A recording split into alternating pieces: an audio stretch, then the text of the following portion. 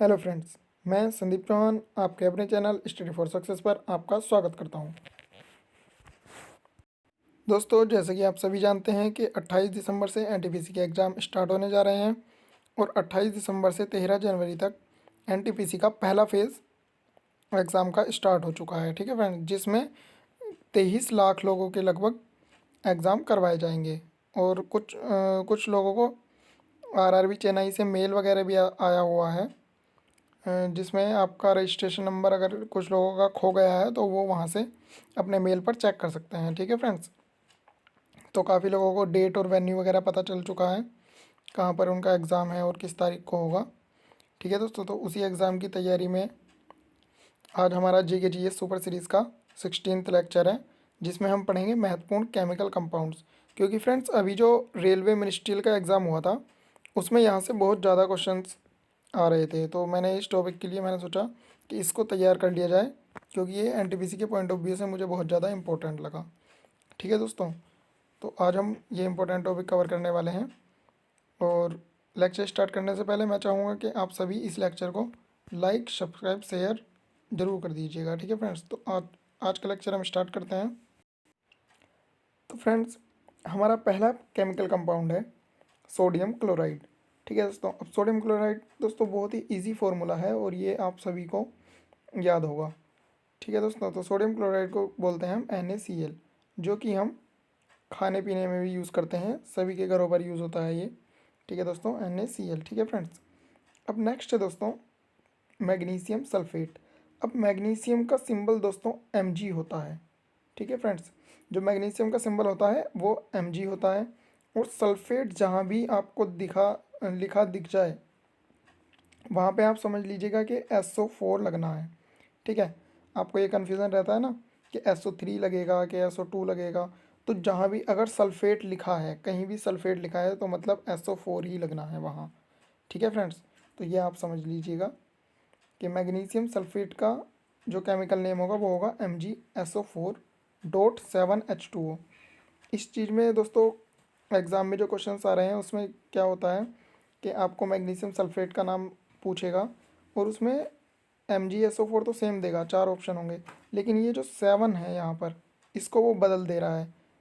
इसमें कभी कभी .H2O दे देगा, 5H2O दे देगा या कुछ भी मतलब, और एक ऑप्शन में 7H2O दे देगा। तो ये याद करना बहुत ज़रूरी है। ठीक है दोस्तों, आप केवल ये मत सोचिएगा कि मैग्नीशियम सल्फेट में हमने MgSO4 याद कर लिया और हमारा काम हो गया। ठीक है फ्रेंड्स, तो ये 7H2O ये याद करना बहुत ज़रूरी है।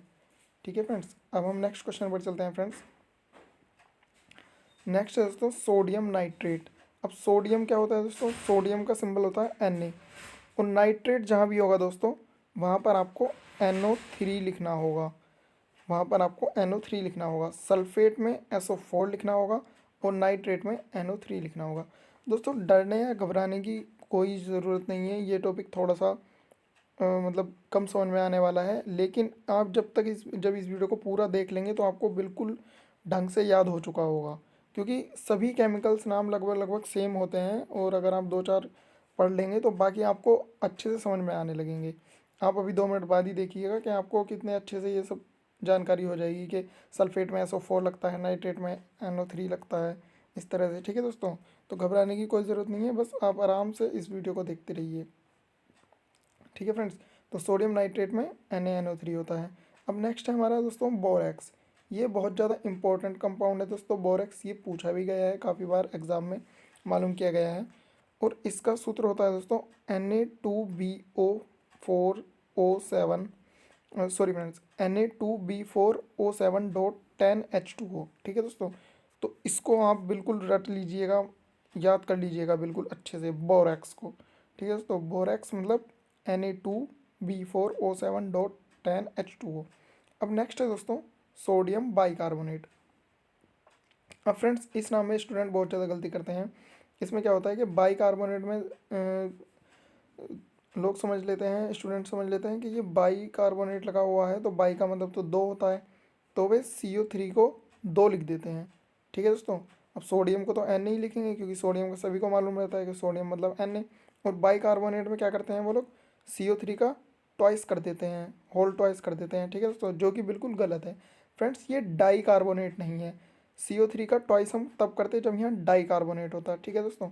ये है बाई कार्बोनेट, तो यहाँ पर हम HCO3 करेंगे, ठीक है फ्रेंड्स। तो सोडियम बाइकार्बोनेट का क्या होता है, सोडियम बाइकार्बोनेट का होगा NaHCO3, ठीक है। तो ये बाइकार्बोनेट में आपको ध्यान रखना है फ्रेंड्स।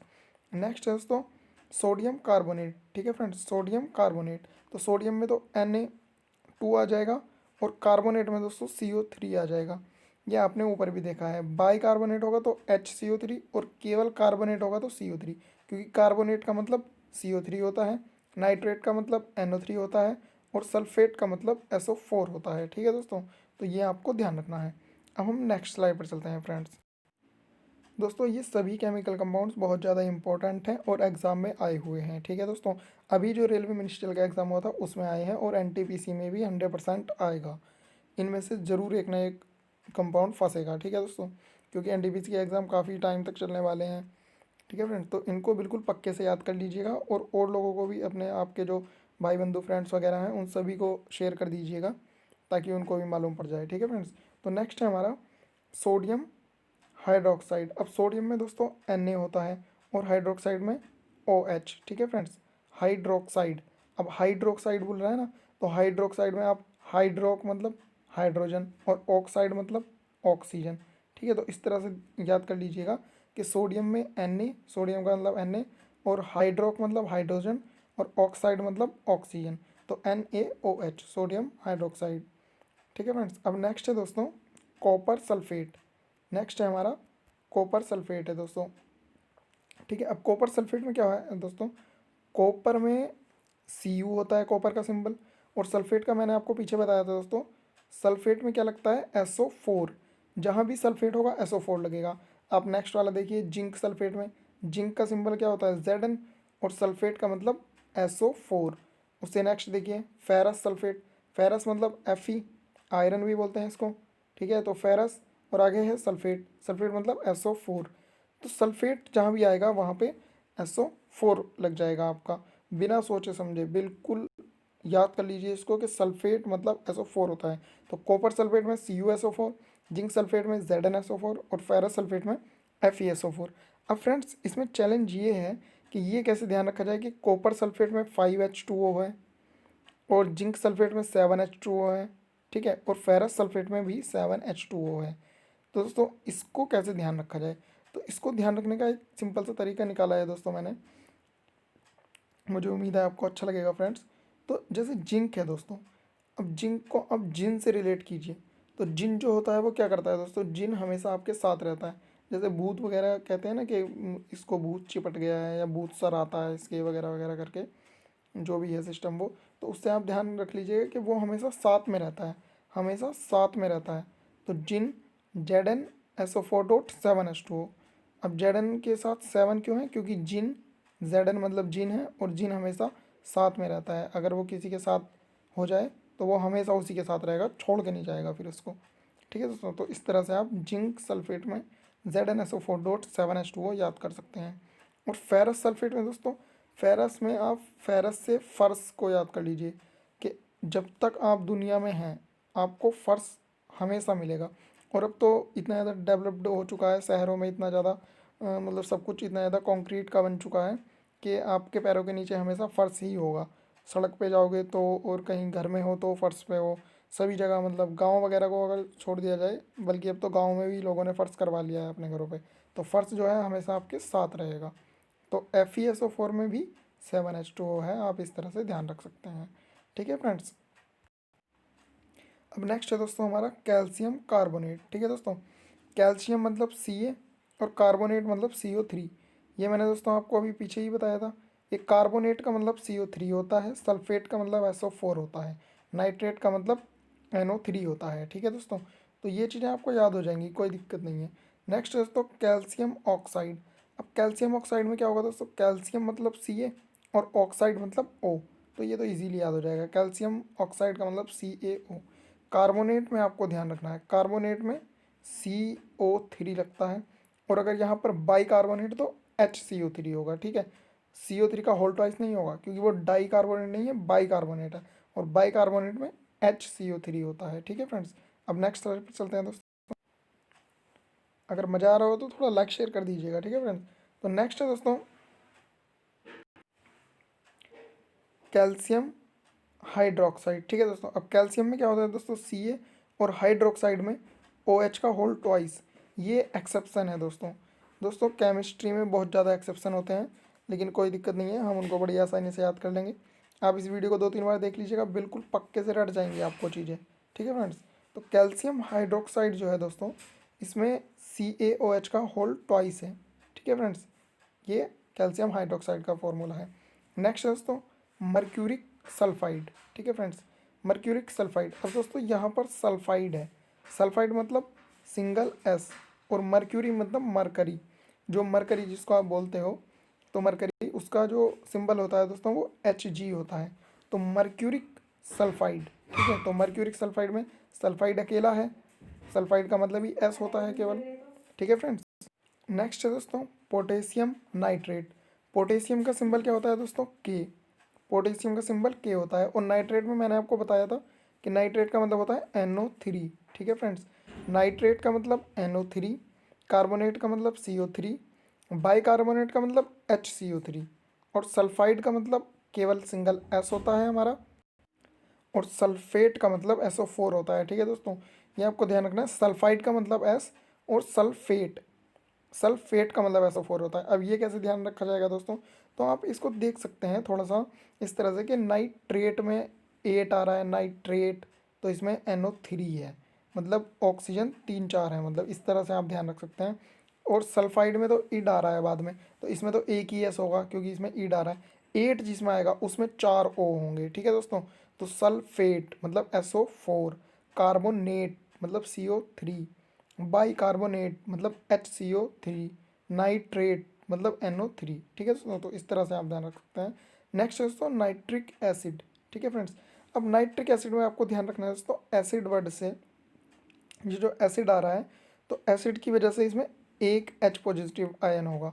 आपको ध्यान होगा दोस्तों, आपने अगर केमिस्ट्री पढ़ी ही होगी दोस्तों, जो लोग NTPC की तैयारी कर रहे हैं उन्होंने, तो H पॉजिटिव आयन अगर किसी चीज़ में प्रेजेंट होता है तो वो एसिडिक सॉल्यूशन होता है, और OH निगेटिव अगर कहीं प्रेजेंट होता है, ठीक है फ्रेंड्स, तो वो बेसिक सॉल्यूशन होता है। आपको इस बात की जानकारी होगी, तो इससे हम ध्यान रखेंगे दोस्तों, ये नाइट्रिक एसिड है। अब एसिड का मतलब H तो आना ही आना है, और नाइट्रिक का मतलब NO3, ठीक है फ्रेंड्स।